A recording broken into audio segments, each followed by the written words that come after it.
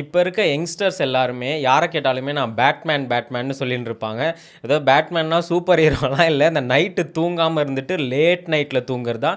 அது வந்து நம்ம ஒரு பெருமையாவே சொல்லிட்டு இருப்போம். நான்லாம் பேட்மேன்டா, நான் நைட்லலாம் தூங்க மாட்டேன் அவ்வளவான்னு சொல்லிட்டு காலையில நல்லா அடிச்சு போட்ட மாரி தூங்கிட்டு இருப்போம்.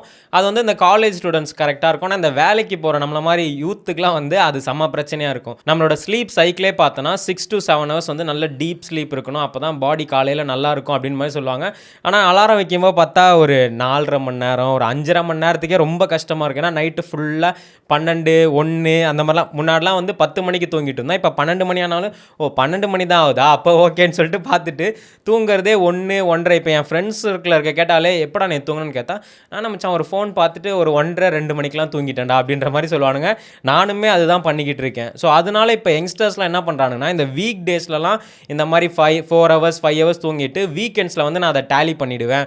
நான் வந்து வீக்கெண்ட்ஸில் ஒரு 9 ஹவர்ஸ் 10 ஹவர்ஸ் தூங்கி அதில் முன்னாடி இருக்கிற எவ்வளோலாம் நான் தூங்காம விட்டனோ அதை வந்து டேலி பண்ணிடுவேன் அப்படின்ற மாதிரி சொல்கிறானுங்க. அதுக்கு ஒரு வேர்டுமே வச்சுருக்காங்க, ஸ்லீப் டெப்ட்னு. என்னன்னா இந்த கடன் மாதிரி இங்கெல்லாம் நம்ம கழிக்காமல் விட்டதை லாஸ்ட் ஒரு சாட்டர்டே சண்டேல வச்சு மொத்தமும் பண்ணலான்னு.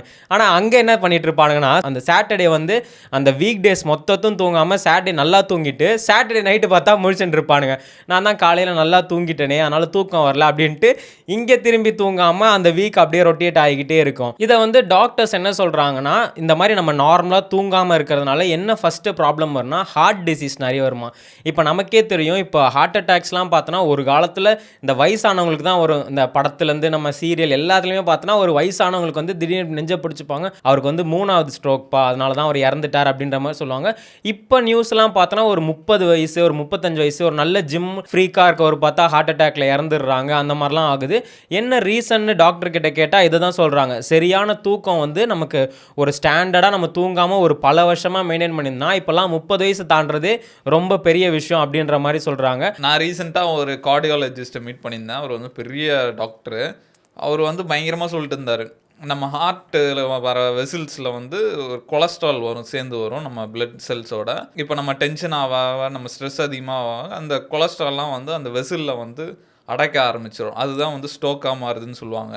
பயங்கரமாக சொன்னார். சொல்லிட்டு இதை வந்து சரி பண்ணிடலாம் அப்படின்ற மாதிரி சொன்னார். இதை எப்படி சரி பண்ணுறது, பயங்கரமாக தான் சொல்லுவார் போல அப்படின்னு பார்த்தா, அவர் வந்து பெரிய டாக்டர். நம்ம தமிழ்நாட்டில் பெரிய பெரிய பொலிட்டீஷியன் அந்த மாதிரிலாம் அவர்கிட்ட தான் போவாங்க. பயங்கரமாக தான் சொல்ல போகிறாரு, இந்த மாத்திரை சாப்பிட்ணும் அப்படின்னு சொல்லுவாருன்னு பார்த்தா, மகிழ்ச்சியாக இருக்குதான்ப்பா இதுக்கு சரி பண்ணுறதுக்கு ஒரே வழி அப்படின்ட்டாரு. அது ரொம்ப சிம்பிளாக இருந்தது. அவ்வளோ பெரிய டாக்டரு. தமிழ்நாட்டில் இருக்க எல்லா ஃபேமஸ் பீப்புளும் அவர்கிட்ட தான் போவாங்க. மாத்திரை அது இதுன்னு சொல்லுவார் பார்த்தா, மகிழ்ச்சியாக இருக்குதான்ப்பா இதுக்கு ஒரே வழி அப்படின்ற மாதிரி சொன்னார். நம்ம மகிழ்ச்சியாக இருக்கும்போது அந்த அந்த அந்த விசில்ஸு அடைப்புலாம் அதுவே ஆட்டோமேட்டிக்காக சரியாயிடும் அப்படின்ற மாதிரி சொல்கிறாரு. கேட்கறதுக்கே பயங்கர ஆச்சரியமாக இருந்தது. இந்த ஸ்லீப் டெப்த்னால ஒரே ஒரு நல்ல விஷயம் என்ன இருக்குன்னா, இந்த மாதிரி நம்ம வீக்கெண்ட்ஸு இல்லை நம்ம கிடைக்கிற டைமில் அதெல்லாம் டேலி பண்ணுற மாதிரி தூங்குனா நமக்கு ஒரு 20% இந்த ஹார்ட் டிசீஸ்லேருந்து தப்பிக்கலான்னு தான் சொல்கிறாங்க. ஆனால் வெறும் 20% தான். நம்ம ஒழுங்காக தூங்கினாலே அதுக்கான பாசிபிலிட்டிஸ் ரொம்ப நல்லாவே இருக்கும். அதே மாதிரி இந்த சரியாக தூங்கலைன்னா ரொம்ப வருஷம்லாம் கூட தேவையில்லை. நமக்கு ஒரு நாள் சரியாக தூங்கலனாலே அடுத்த நாள் அதோட எஃபெக்ட் நல்லாவே தெரிஞ்சிடும். இந்த மாதிரி நம்ம லேட் நைட்டில் தூங்கிட்டு ஒரு எர்லி மார்னிங்லாம் எழுந்துனா ஃபஸ்ட்டு நம்மளால கண்ணே திறக்க முடியாது. கண்ணை அப்படியே ஒரு மாதிரி இறுக்கி பிடிச்சிட்டு இருக்கும். நம்மளை பார்த்தாலே தெரிஞ்சிடும், கண்ணெல்லாம் ரெட்டாக இருக்கும், என்னடா சரியாக தூங்கலை அப்படின்ற மாதிரி இருக்கும். அதுக்கப்புறம் நமக்கு வந்து கோவம் பயங்கரமாக இருக்கும். யாராவது ஒரு சின்ன விஷயம் சொன்னால் கூட நமக்கு ஒரு மாதிரி சுருன்னு வரும், எதுக்கு இப்படி பண்ணுற அப்படின்ற மாதிரி செம்ம கோவமாக வரும். அப்புறம் 3வது ஒரு விஷயம் வந்து நம்மளோட பாடி, சுத்தமாக நம்ம பாடி வந்து நமக்கு வந்து ஹெல்ப் பண்ணவே பண்ணாது. ஏன்னா நம்மளால் ஆக்டிவாக இருக்க முடியாது. அப்படியே நமக்கே தெரியாமல் நம்ம அப்படியே கண்ணு சொங்கிரும், உடம்பு அப்படியே கொஞ்சம் ரிலாக்ஸாகவே விட்டால் போதும். ஏன்னா ஒர்க்லாம் எதுவும் பண்ணாமல் நம்ம அப்படியே ஒரு அன்ஸ்டேபிளாகவே உட்காந்துடலாம் அப்படின்ற மாதிரி எஃபெக்ட்ஸ்லாம் காமிச்சிட்ருக்கோம். அதே மாதிரி டாக்டர் என்ன சொல்கிறாங்கன்னா, ஒரு நாளைக்கு நீ ஒரு 1 ஹவர், இப்போ நீ ஒரு நாள் வந்து ஒரு 6 ஹவர்ஸ் தூங்க வேண்டிய இடத்துல ஒரு 4.5 ஹவர்ஸ் இல்லை 5 ஹவர்ஸ் தான் தூங்கணும்னா அந்த 1 ஹவருக்கு வந்து பாடி 4 டேஸ் எடுக்கும் ரெக்கவர் ஆகிறதுக்கு.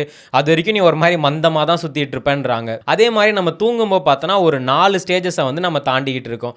ஃபஸ்ட்டு ஸ்டேஜஸ் என்னென்னு பார்த்தோன்னா N1. இந்த N1 ஸ்டேஜ் வந்து நம்ம படுத்துருவோம், நம்ம பெட்டில் படுத்துட்டு நம்மளே சும்மா கண்ணை மூடிக்கிட்டு நம்ம தூங்க போகிறோம்னு நினச்சிக்கிட்டு நம்ம ஏதோ யோசிச்சுக்கிட்டே இருப்போம். ஆனால் நமக்கு தெரியும் நம்ம இன்னும் தூங்கலை அப்படின்ட்டு. அந்த மாதிரி வந்து நம்ம ஒரு 5 மினிட்ஸ் 10 மினிட்ஸ் இருப்போம். அது வந்து N1 ஸ்டேஜ்.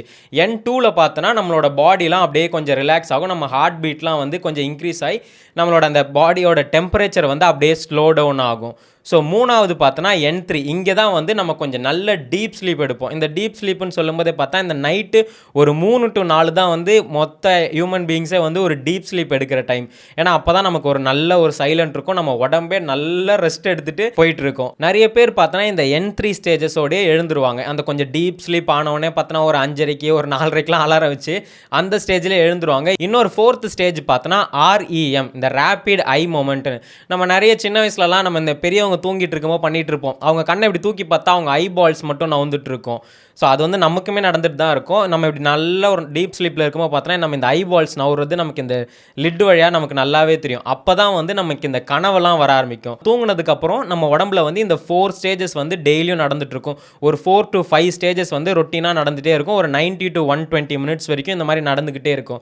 ஸோ அதனால தான் பார்த்தோன்னா நிறைய பேருக்கு கனவெல்லாம் வரும். ஆனால் எனக்கு ரீசெண்ட் டைம்ஸில் வந்து நான் தக்காளி இந்த 3rd ஸ்டேஜே தாண்ட மாட்டேங்கிறேன் போல இருக்குது.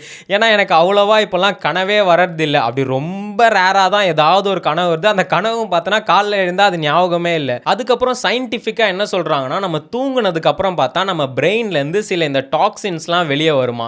இப்போ நமக்கு எப்படி நம்ம உடம்புல நம்ம தண்ணிலாம் குடிச்சிட்டா உடம்புக்குள்ளே பார்த்தோன்னா அது ஃபங்க்ஷன் ஆகிட்டு இந்த வேஸ்ட் வாட்டர் தான் நம்ம யூரினாக போயிட்டு இருக்கோம். அதே மாதிரி நம்ம தூங்குனதுக்கப்புறம் பார்த்தோன்னா இந்த வேஸ்ட் ஃப்ளூயிட்ஸ்லாம் வந்து வெளியே வர ஆரம்பிக்குமா. ஸோ இந்த மாதிரி நம்ம நல்ல ஒரு டீப் ஸ்லீப் கொடுத்தா தான் இது ஃபங்க்ஷன் ஆகுமா. நம்ம சரியாக தூங்காமல் நைட்டு ஃபுல்லாக ஃபோனெல்லாம் நோண்டிக்கிட்டு இருந்தால் இந்த பிரெயின் அதோட வேலையை செய்யாமல் விடுறனால தான் நமக்கு வந்து நிறைய பிரச்சனை வருது. நம்மளும் இந்த சேனலில் வந்து நிறைய வீடியோ போட்டிருக்கோம். அதில் பெஸ்ட்டு சொல்யூஷன் எதுனா தூக்கம் தான். ஃப்ரீயாக கிடைக்கிறதே நமக்கு தூக்கம் மட்டும்தான். அதை நீங்கள் கரெக்டாக பண்ணாலே ரொம்ப ஹெல்த்தியாக இருப்போம்னு நம்ம நிறைய வீடியோஸ் போட்டுட்ருக்கோம். பட் இப்போ இருக்க ஜென்ரேஷன் நம்மளோட இப்போ இருக்க லைஃப் ஸ்டைல் வந்து அந்த ஸ்லீப்புன்றதை ஒரு கான்ஸ்டண்ட்டாக மெயின்டைன் பண்ண மாட்டேங்கிறாங்க. முன்னாடிலாம் ஃபேமிலிஸில் பார்த்தோன்னா 8 மணிக்கு சாப்பிட்ருவாங்க, 10 மணிக்கெலாம் டிவிலாம் ஆஃப் பண்ணிட்டு லைட்டெல்லாம் ஆஃப் பண்ணிட்டு தூங்கலைனா கூட பரவாயில்ல, கதை பேசிகிட்டு இருக்க மாதிரி இருக்கும். நமக்கே ஒரு மாதிரி ஏரியா ஜிலோன்னு இருக்க மாதிரி இருக்கும். ஆனால் இப்போ பார்த்தோன்னா 10 மணிக்கு மேலே தான் நிறைய பேர் சாப்பிட்றாங்க. 11 வரைக்கும் சில பேர்லாம் டிவி பார்த்துட்டு இருப்பாங்க. சன் மியூசிக்லாம் வச்சு அவ்வளோ சவுண்டாக இருக்கும். டேய் தூங்கலையாடா நீங்கள் அப்படின்ற மாதிரி இருக்கும். அதை விட மோசம் என்னன்னா, இப்போ இந்த சென்னையெல்லாம் பார்த்தோன்னா நைட் லைஃப்னு ஒன்று வந்து பயங்கர ட்ரெண்ட் பண்ணி விட்டுட்டு இருக்காங்க. எதுக்கு தாண்டா நைட்டில் சுற்றுறீங்கன்ற மாதிரி. நான் ரீசெண்டாக கோரா ஃபுட் ஸ்ட்ரீட் போயிருந்தேன். நம்ம அந்த யங்ஸ்டர்ஸ்னால அப்படியே ஜாலியாக கோரா ஃபுட் ஸ்ட்ரீட்டில் போயிட்டு என்ஜாய் பண்ணலாம், வைப் பண்ணலான்னு போனால் அங்கே பார்த்தா நிறைய ஃபேமிலிஸ் இருக்காங்க. ஒரு ஹஸ்பண்ட் அண்ட் ஒய்ஃப்னா கூட பரவாயில்ல, சரி ஏதோ நீங்கள் என்ஜாய் பண்ண வந்திருக்கீங்கன்னு பார்த்தா ஒரு ஃபேமிலியாக உட்காந்துருக்காங்க. நமக்கு பார்த்தா தெரியுது ஒரு குரூப் ஃபோட்டோ எடுக்கலாம். ஒரு தாத்தா பாட்டி, அவங்க பையன் ஒய்ஃப் போல் இருக்குது, அவங்களுக்கு பேர பசங்க, ஒரு கை குழந்தை. இவங்கெல்லாம் வந்து என்னடா பண்ணிட்டுருக்கீங்க, கரெக்டான ஏஜில் வந்து கரெக்டாக தூங்காமல் இருக்கீங்க அப்படின்ற மாதிரி தோணிட்டு இருந்தது. அதே மாதிரி என்ன சொல்கிறாங்கன்னா, ஃபஸ்ட்டு நம்ம சின்ன வயசுலலாம் வந்து ஒரு ஆவரேஜ் பர்சனுக்கு வந்து 6 to 7 hours வந்து ஒரு டீப் ஸ்லீப் இருந்தால் போதும், நம்ம பாடி வந்து கரெக்டாக இருக்கும்னு. ஆனால் இப்போ என்ன சொல்கிறாங்கன்னா, நம்மள மாதிரி ஒரு அடல்ட்ஸ் என்ன பண்ணணும்னா 7 to 9 hours வந்து டீப் ஸ்லீப் இருக்கணுமா. அதே கொஞ்சம் இந்த டீனேஜர்ஸ்லாம் பார்த்தோன்னா 9 to 10 hours தூங்கணுமா. இந்த ஸ்கூல் பசங்கள்லாம் பார்த்தோன்னா ஒரு 10 to 12 hours தூங்கணுமா. அதுக்கப்புறம் இந்த கை குழந்தை அந்த மாதிரி சின்ன சின்ன குழந்தைங்கலாம் பார்த்தோன்னா ஒரு 12 to 13 hours வரைக்கும் தூங்கணுமா. இப்படிலாம் தூங்கினா தான் அவங்களோட ஆவரேஜ் லைஃப் ஸ்பேனே வந்து நல்லா இருக்குன்ற மாதிரி சொல்கிறாங்க. இந்த வீடியோ பார்க்குறவங்களுக்கு நம்ம என்ன சொல்லலாம்னா, மற்ற கடனை நீங்கள் அடைக்காமல் இருக்கீங்களோ என்னவோ, இந்த ஸ்லீப்பை மட்டும் கரெக்டாக அன்னன்னைக்கே தூங்கிடுங்க. எதுக்கு அதை வந்து வீக்கெண்ட் வரைக்கும் எடுத்துகிட்டு வந்து தூங்கிட்டு இருக்கீங்க. கரெக்டாக டெய்லியும் ஒரு 6 hours 7 hours நல்ல ஒரு டீப் ஸ்லீப் பண்ணாலே அடுத்த நாள் வந்து நம்ம பிரைட்டாக எழுந்துக்கலாம். நம்ம பர்ஃபார்மன்ஸும் கொஞ்சம் நல்லா இருக்கும்.